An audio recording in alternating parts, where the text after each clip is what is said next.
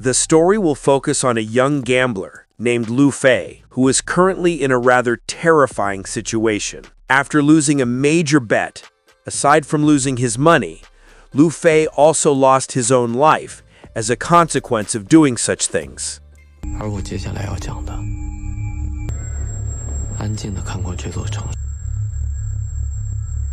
A few weeks before Lu Fei ended up in that horrifying situation, he often visited a gambling den, not to play legally, but to look for prey. He targeted people who were about to play by observing various aspects, such as beginners whose mental state wasn't yet stable enough for gambling. 即将开始的凶狠，其实已经输过河的人生，怕死，命和心狠。 After finding his target, Lu Fei would invite them to play, unaware that it was actually a trick designed to deceive the beginner and make them end up wagering all of their wealth. 给一局摸3张比大小，场子最大，其次是老虎。注意力，让他认为自己可以。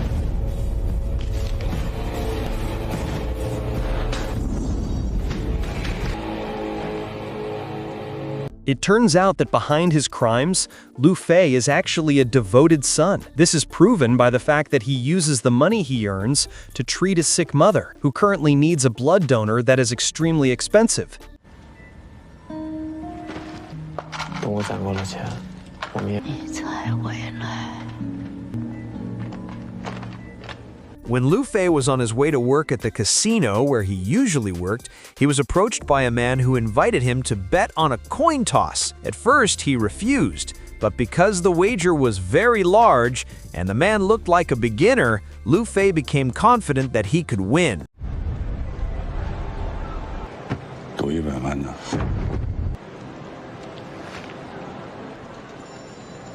敢吗？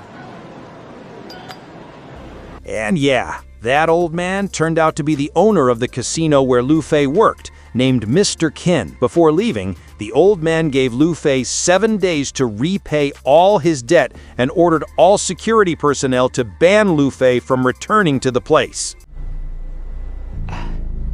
你是被那100万迷惑了。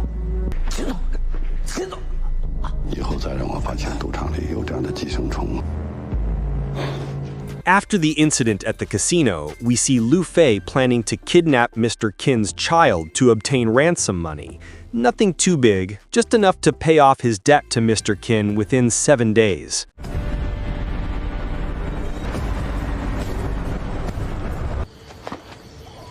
From a distance, Lu Fei can be seen watching Mr. Qin's child, Xiao, who has just left the house in an unusual way. Lu Fei then quietly follows from behind before carrying out the next step of his plan.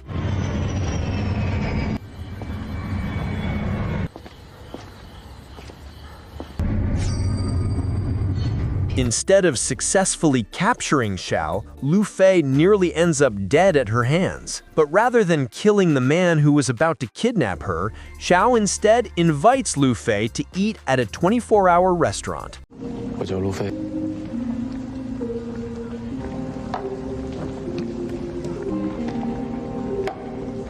At the restaurant, Xiao suggests that Lu Fei should just kidnap someone else because he won't gain anything by kidnapping her. Even though her father is extremely wealthy, Mr. Qin has never considered her his daughter. In fact, deep down, Mr. Qin wishes Xiao would just die. 怎么玩？你就答应我一件事，你的债，我帮你解决。一家都神经病。 When Lu Fei arrives at his home, it turns out Xiao Wei has followed him, begging to be allowed to stay for just one night. Lu Fei agrees as long as Xiao Wei behaves and doesn't touch him without permission. 朋友家我也没法去。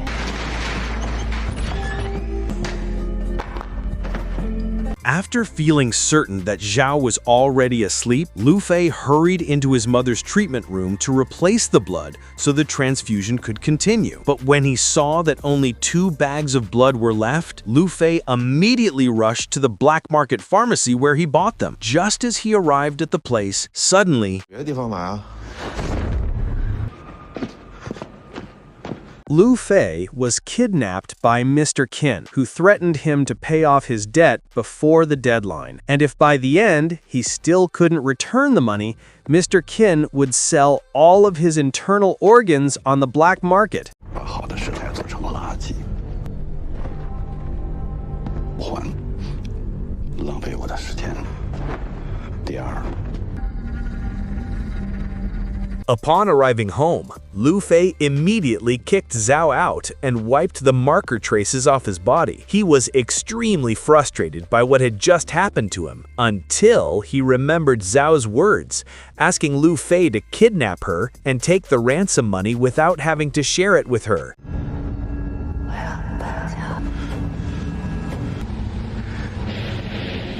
Lu Fei, who had no other choice, finally told Xiao to come back inside. He agreed to the kidnapping plan Xiao had suggested. They created a scheme to make the kidnapping appear completely 你 real. 要让秦海培相信他的女儿被绑架了。少有2个人，一个负责绑票。那我们现在开始。只有最傻的王妃才会那么干。 After agreeing on one of the many schemes they had created, Lu Fei began the operation by sending Xiao's jacket to Mr. Qin's house.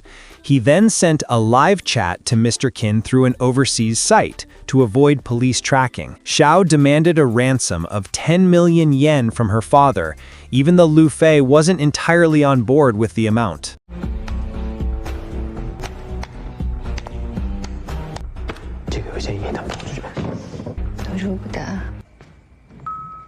To satisfy his curiosity, Lu Fei asked Xiao why she would go this far. Xiao explained that she simply wanted to be a child loved by her parents, free to do whatever she wished, not locked inside the house like Lu Fei's bird that was trapped in its cage. 爸不会不给你。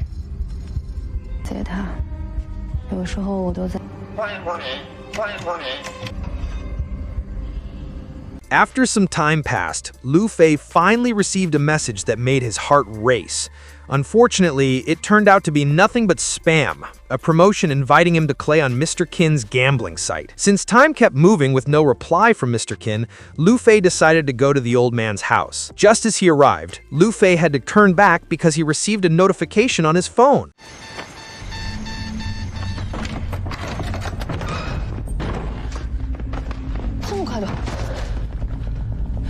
Upon arriving home, he immediately checked on his mother. Thankfully, she was fine. But Lu Fei also received another surprise, a freshly cooked meat dish, which turned out to be made from his own pet.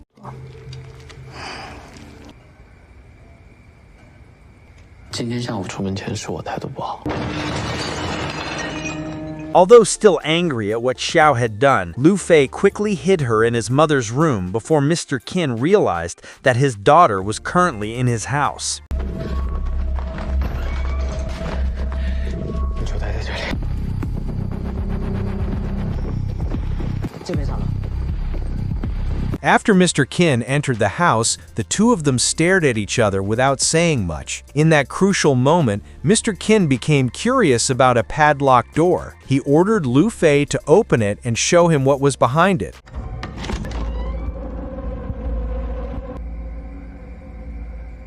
After Mr. Qin left, Lu Fei immediately went to get Xiao so they could leave. He was shocked to find his mother lying on the floor, her legs covered in blood.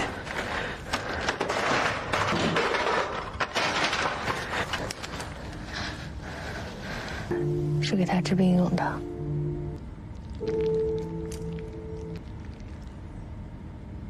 After performing emergency treatment, Lu Fei told the truth about the woman he had been caring for. It turned out she wasn't his mother, but the director of an orphanage. Lu Fei was an orphan who had been rescued by this woman, given a place to live, food, and education all the way through high school. But one day, Lu Fei made a mistake that had serious consequences for the orphanage. Whatever he did caused one donor after another to pull their support. To feed the children, the woman had to scavenge, even in hazardous areas near a chemical factory. Because of that, she was diagnosed with a hematology-related illness. And to keep her alive, Lu Fei has had to provide fresh blood for her transfusions.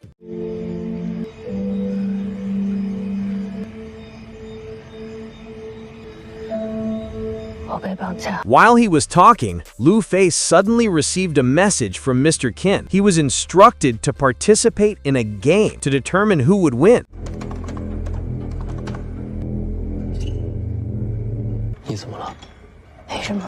After finishing their message exchange, Zhao suddenly remembered the last message she had sent to her friend in the neighboring city. It turns out that before going to Lu Fei's place, Zhao had planned to stay at her friend's house. But because she didn't get a reply, and with her money and phone battery running low, she decided to go to Lu Fei instead. Because of that message, the police might visit Zhao's friend, who would most likely report it to the authorities after finding out that Zhao is currently kidnapped, which would immediately expose their lie about the kidnapping.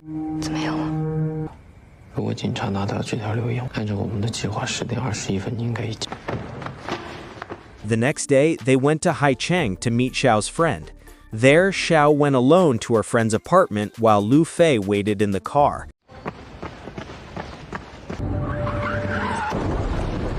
Right after the owner of the car that hit him knocked on Lu Fei's window to apologize, a police officer also came to assist the woman in apologizing. Lu Fei immediately pretended to be on a phone call and ignored both of them so he could catch up to Xiao, who had also just finished her business. 他不在这吗？喂，跟我走。 Lu Fei immediately took Xiao to a hotel not far from there. He told her to send a message laced with a bit of drama so it would look as if she had really been kidnapped. He did this because he had received a message from Mr. Qin asking whether his daughter was doing all right. 他们说只要拿到钱就他们有没有伤害你？ 他们一直绑着我，是我。我想 After receiving that message, Mr. Qin finally softened and asked the kidnapper to keep Xiao safe while he would comply with whatever was being demanded. 再这样他们会怀疑。 After dealing with Mr. Qin, Xiao began teasing Lu Fei by leaning against his back. This made Lu Fei emotionally vulnerable, and he started to show just how much he liked Xiao, who was there with him in that moment. 我唯一的情人，陆飞。 At night, Lu Fei took Xiao to the mountain just as she wished. She simply wanted to revisit her childhood memories, back when her father used to take her there. Even though those memories with her father weren't as beautiful as she once imagined, at the very least, she still had something to hold on to. 他这个人呢，他是个怪人，自由自在。过几天就去了。 There, Zhao asked what the money they would earn later was for. Lu Fei replied that the money would be used for his mother's treatment, to find a miraculous medicine that could cure her.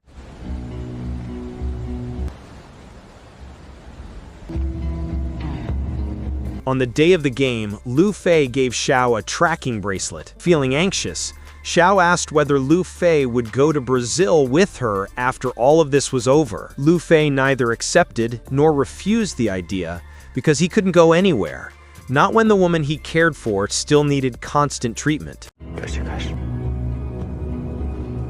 When the game began, Mr. Qin prepared the ransom money for his daughter. Lu Fei instructed Mr. Qin to deliver the money to a place called Haicheng.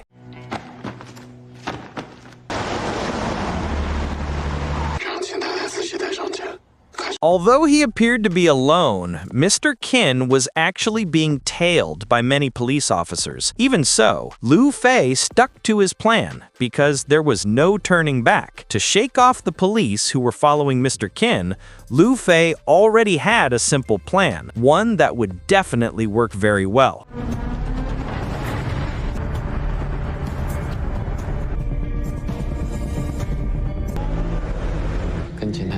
After successfully fooling the police, Lu Fei instructed Mr. Qin to go to the rooftop of a hotel and throw the money down. It would then be picked up immediately by someone waiting below.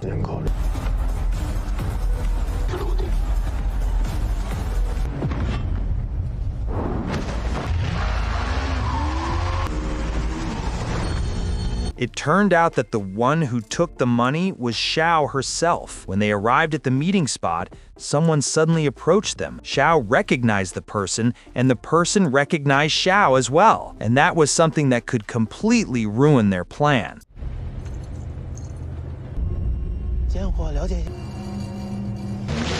Once they reached a safe place, Lu Fei tied Jia's hands again and told her to go to a supermarket to ask for help. The tracker bracelet he had given Zhao earlier was supposed to be taken back, but Zhao chose to keep it as a final keepsake before they truly parted ways.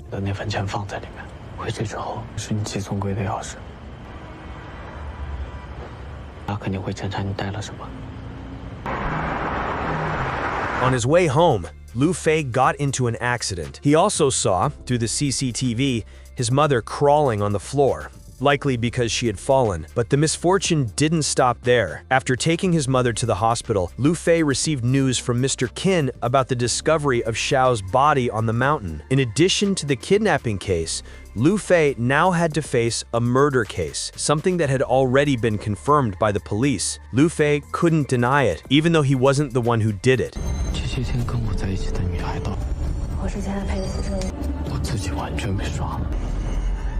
When he saw Zhao's photo on the news, Lu Fei finally realized that he had been deceived. He had no idea what the imposter's real motive was, or who the person was that had been with him all this time. While Lu Fei was still confused by the series of events that had happened to him, his mother was declared dead.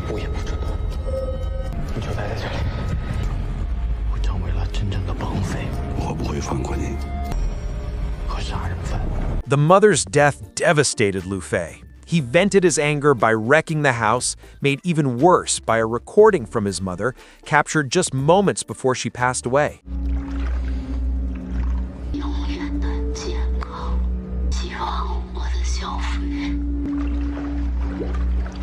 3 days later, Xiao came to Lu Fei's place to apologize for what had happened. Lu Fei asked what his real name was. Xiao explained that her name was Xiao Wu, the older sister of her younger sibling who had been killed. 绑架的事，是他选中了你。 Xiao explained that her younger sister had been a drug user. As the older sister, Xiao had taken the powder away while her sister was still high in the bathtub. Her sister became furious and threatened her, even choking her just to get the powder back. Mr. Qin, who happened to pass by, tried to separate them, but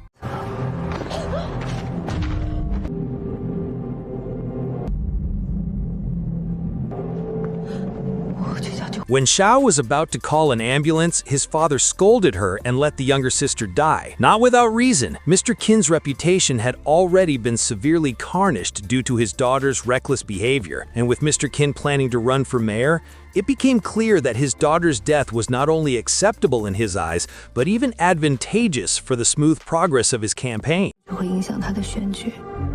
那刻起我就知道。 The man who approached them after the mission was the younger sister's boyfriend, the one who had led her into a vicious cycle. He was the only despicable man responsible for putting Mr. Qin in the difficult situation he was in now. 是他选中了你。绑架的事。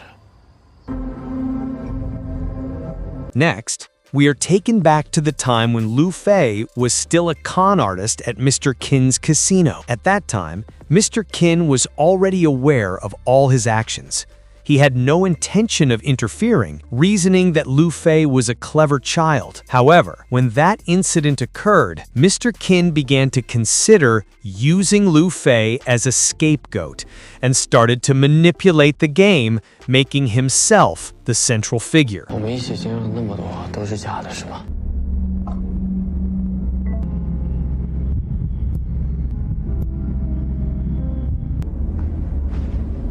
Realizing that everything he and Xiao went through was merely a game, Lu Fei could do nothing but mourn his fate, together with the bird that, as it turned out, was still alive. 也输掉了自己。黑色的，就像这只鸟。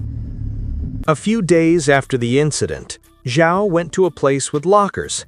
This was on Lu Fei's instructions, giving Zhao her share of the ransom drama's proceeds.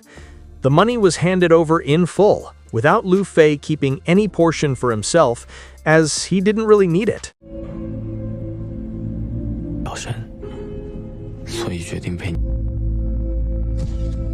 Lu Fei was kidnapped by Mr. Qin, who intended to let him go. Still confused about what was really happening, Lu Fei asked how Mr. Qin had managed to win. The man explained that from the very first meeting, he had shown a cruel side to Lu Fei, making him believe that Mr. Qin was truly a villain. Once Lu Fei fully trusted this perception, Mr. Qin began playing the role of a real criminal. In his desperation, Lu Fei ended up digging his own hole, using all his skills and becoming increasingly immersed in the crime drama. 带着这些杂念，你知道我是赌场老板。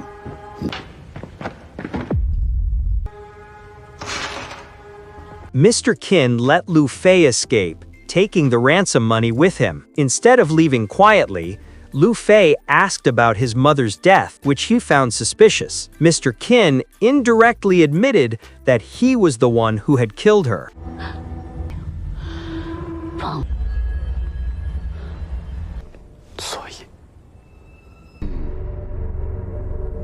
The next day, Lu Fei went to observe Xiao's activities from across the building where she worked. He contacted the woman he admired and offered to ask if she would go with him to Brazil, since Lu Fei had already secured 2 tickets for them. 我买了2张票，我准备逃走了。你说个方法。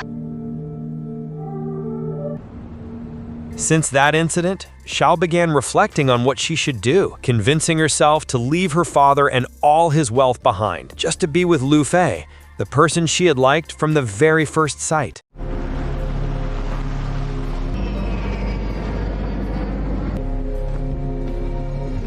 Meanwhile, Mr. Qin, who was being questioned by the police regarding the kidnapping of his youngest daughter, received a phone call claiming that his older daughter had also been kidnapped. He assumed that Lu Fei was behind it, seeking revenge. Mr. Qin contacted Lu Fei to resume their coin-flipping game, this time with Lu Fei choosing to stake his own head.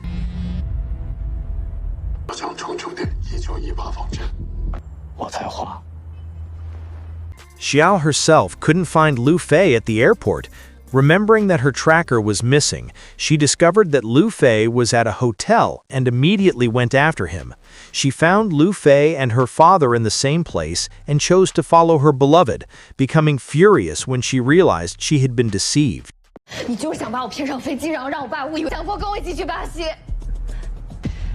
现在是在报复我吗？就在不久前，我刚喝下你为我准备的。 Knowing that Lu Fei was still playing the game with her father, Xiao told him that her father was currently on his way here with the police.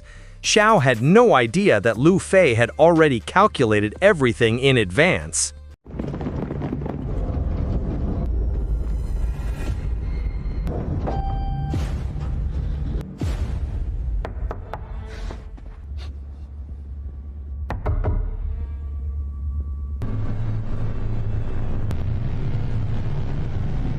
It turns out that the person Mr. Qin went to see was the addict, the boyfriend of his youngest child.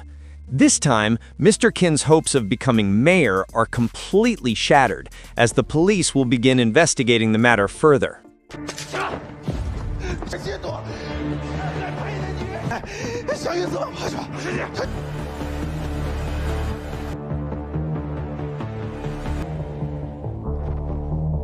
With that success, Lu Fei was finally able to breathe a sigh of relief, having avenged his mother's death. However, Xiao didn't seem to like what Lu Fei had done. Even so, their love for each other made Xiao soften once again, and she decided to still go to Brazil together with Lu Fei. 爹，这是万一，会陪你。我说。